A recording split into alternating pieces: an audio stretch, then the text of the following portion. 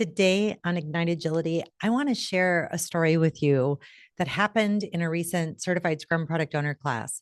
But first, if you are loving our practical advice and our practical content, check out the comments below because we've recorded a lot of it on demand and we put those on sale. So you can just do it at your own pace, in your own place, rewind and listen as many times as you want.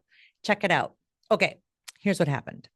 In a certified Scrum product owner class, I had a student ask me, how many people do anything resembling actual Scrum anymore in your experience? I said, oh boy, that is a loaded question to ask someone like me.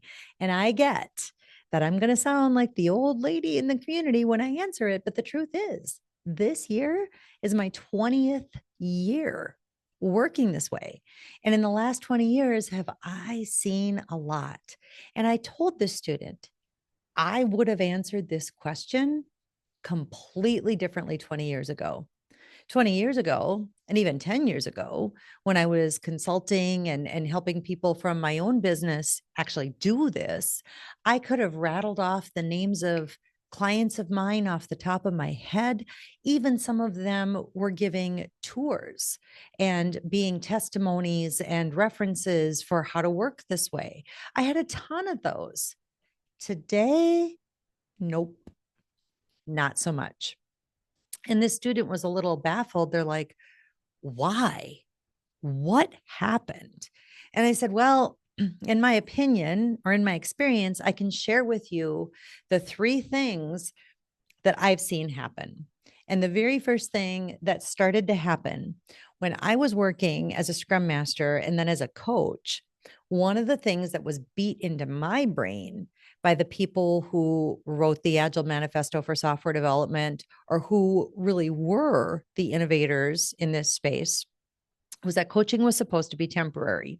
You shouldn't need somebody called Agile Coach indefinitely. Think about it for a second. Why would you have to hire more people to change the way you do work and you need those people indefinitely? It doesn't even make sense. Doesn't even make common sense. So the goal was to always work ourselves out of a job. And we would tell clients that. We would be like, hey, as soon as you sustain your own agility, we're out. Because if Scrum is your chosen way of doing work, there is a Scrum Master. You've got your coach. If extreme programming is your chosen way of doing work, there's an XP coach. You've got that person. So somebody more experienced should only be needed temporarily. And then once you got this, you're good to go. And we're on to the next thing. But the last thing staffing firms and large consulting firms want to hear is that they're not needed because they judge themselves based on their billable hours, utilization. So the last thing they want to hear from a client is, great, you've taught us how to fish for ourselves. We no longer need your services. And so the agile industrial machine took hold of this thing called agile coaching and completely subverted what it was supposed to mean. Now, there are friends of mine who work for some of those firms who will dig their heels in, kicking and screaming and say, not true, just because it's a year-long contract and I'm at that big company helping as an agile coach, I'm moving from team to team after 6 sprints or 6 iterations or something. Sure, that's a little different, but then I would expect you to be done after that 1 year. But no, they're renewed. And when I check in with some of them, no, I'm still working with the same team that I was working with 8 months ago. What? Talk about no continuous improvement, no growth. Complacency is the goal.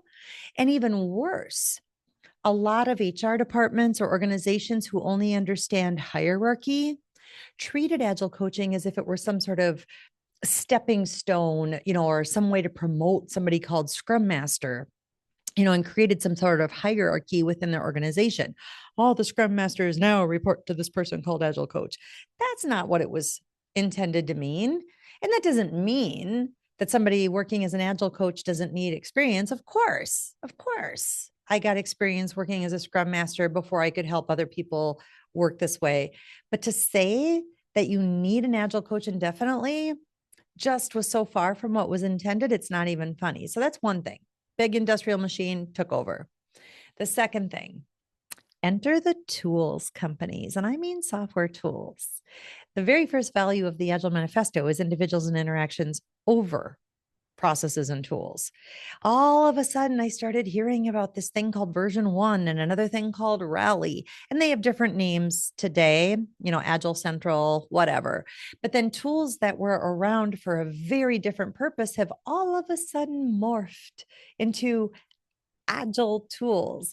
Jira was a bug tracking tool. Even in some of my late waterfall projects, it was a bug tracking tool used in help desks or call centers. But all of a sudden, it's got agile lingo plastered all over it, and it's now an agile tool. And people think they need to install a tool to be agile.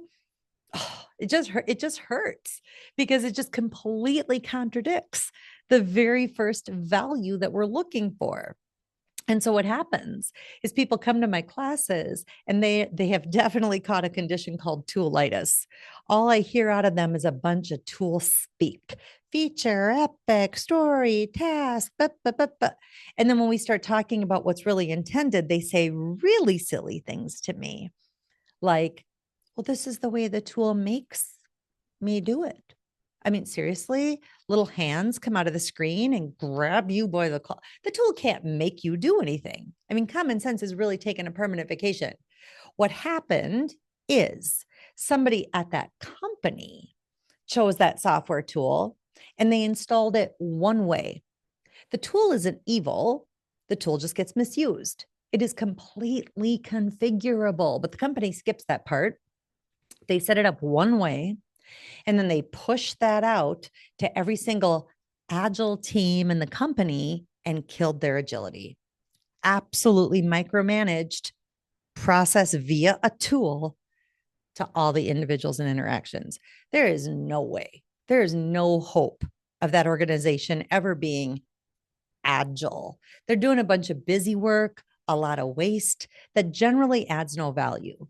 And yes, I picture myself being in one of my team's favorite memes where there's the little grandma with her walker and a young girl walking next to said grandma. And grandma is saying, I was on many Scrum teams where we didn't use software. We used Post-its. And the girl says, come on, grandma, let's get you back to your room. But it's true. Back in the day when I worked with some amazingly productive, creative Scrum teams who were the epitome of agile, pivoting, turning on a dime for a dime, there was none of that tool nonsense. But boy, those tool companies don't want to hear that either because then they don't make any money. They can't have you using a tool that you already pay a license for. Crazy talk. So either some of the companies out there just have an awful lot of money to waste, or something was lost in translation. So toolitis is the second reason I see that agility and anything resembling intended Scrum has just been squashed here in the year 2025. And the third reason, people just don't want to. If you think about where we're at, the first Scrum team was in 1993, second one shortly thereafter. The early extreme programming teams were in the late 90s. 17 gentlemen got together in 2001 and wrote down some of their common ideas that they had been working with throughout the 90s. So if an organization was going to be an innovator in this space, it's already happened. If you think of the law of diffusion of innovation, that bell curve that talks about innovators, the people who have to be the first, early adopters, early majority, we are over 30 years into Scrum's existence. If people were going to be the first or wanted to be the innovators to really work that way, that has happened. We're at the end of the bell curve, in my experience and in my opinion. We are into late adopters and laggards. By definition, people who are late to the party or who just don't want to change, laggards, they're going to go kicking and screaming. And so you can't really talk about a lot of this change because it scares them. So if they were going to do it, they already would have. So it's almost like they're just hopping on the bandwagon now with a lot of the buzzwords or the buzzword compliance management that's going on out there. And so there's just this resistance to change. And it's not all companies, but in my experience, it's the ones that have existed for 30, 40 years that were born in the age of the waterfall. The companies that were born in the age of Agile already work this way. And you know that they work this way because they're crushing their competitors. They deliver valuable product daily. They pivot in the face of market conditions or in the face of competition. They pivot. They're agile. And startups organically are this way. So it's not necessarily all companies, that have been around forever and ever and ever. There's new companies on the horizon who are just new to some of this lingo, but they naturally work this way.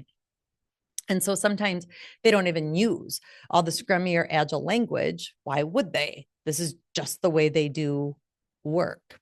So what can you do about it? So maybe you're listening to this and getting a little depressed. And that my poor student, right? I'm like, totally would have answered you differently 20 years ago. The short answer today is no, I don't see a lot of companies leveraging Scrum as intended or even remotely doing anything that looks like Scrum. And so as my students, they were like, oh, well, then what are we supposed to do? Like we're here learning about it. And now we're excited about it. So what do we do? The very first thing that I always tell people, and some of you have heard me say this before in the face of the agile industrial machine, is don't get into the agile wars or the Scrum wars with anybody. Because a lot of times people throw up all the Scrummy language and agile vocabulary, and it makes people defensive. And there's also this, my Scrum is better than your Scrum, or my Agile is better than your Agile. That's not right. You're doing it wrong. Those phrases are not helpful. So my first piece of advice is to eliminate those from your vocabulary. Do not say that to your coworkers. Do not say, we're doing it wrong. We're not doing it right. All you're going to do is make them defensive. You've triggered their fight or flight, their amygdala, and they're just busy fighting you.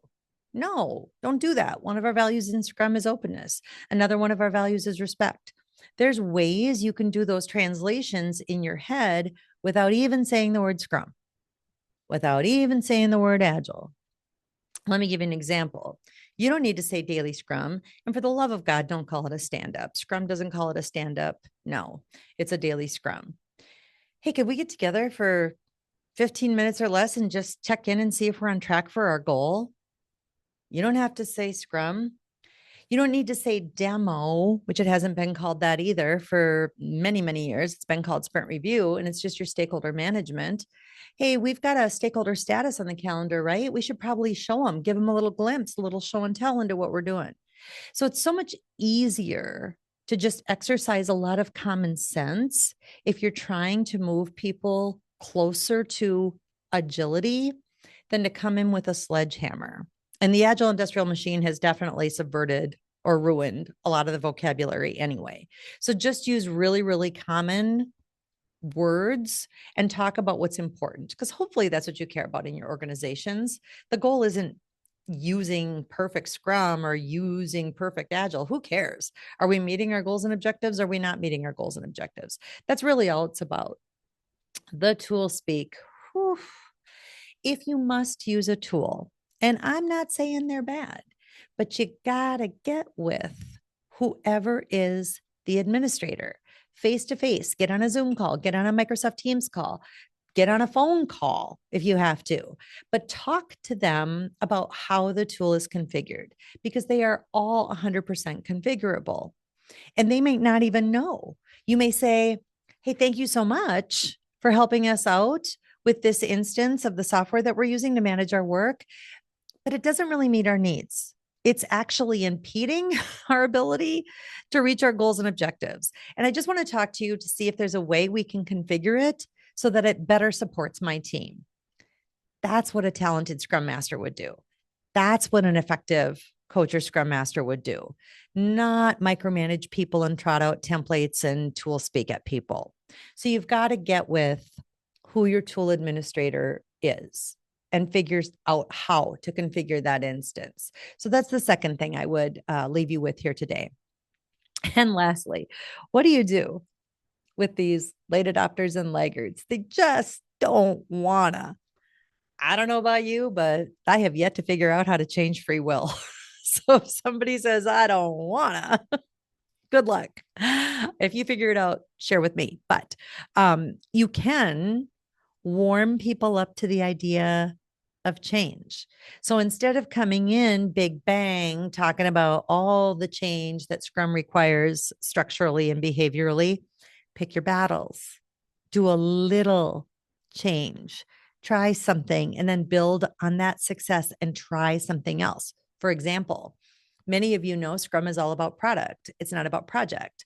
Well, instead of recoiling in horror when people still use the word project in your context, instead of saying, well, that's not right, I just smile and nod and okay, let's call it a project. But we are going to try something different. Instead of making people chase work, we're going to bring work to people in an ordered manner. You don't have to say something like, well, the team needs to be 100% dedicated, otherwise it's not Scrum. We're going to stop making people chase work. We're going to let people focus on the highest valued item, and then we'll move on to the next one. And then we'll move on to the next one. So we've got that focused team and we're ordering their work. You are going to see an immediate jump in productivity from the sheer act of focusing. But when you make people chase different pieces of work, it's called context switching. And the data that's been freely available on the internet for decades shows it is a drop in productivity. And then the minute we see that immediate jump in productivity, wow, how did you all figure that out? How did you guys accomplish that so fast? Oh, let us share that with you. We're working a little bit differently. And then you could try something else and try something else. But to come in big bang and expect laggards or late adopters to just be open to changing at all, not really reading the room. So you're going to have to be really, really aware, which Scrum Masters are. Talented Scrum Masters have that people chip, right? We're people geeks.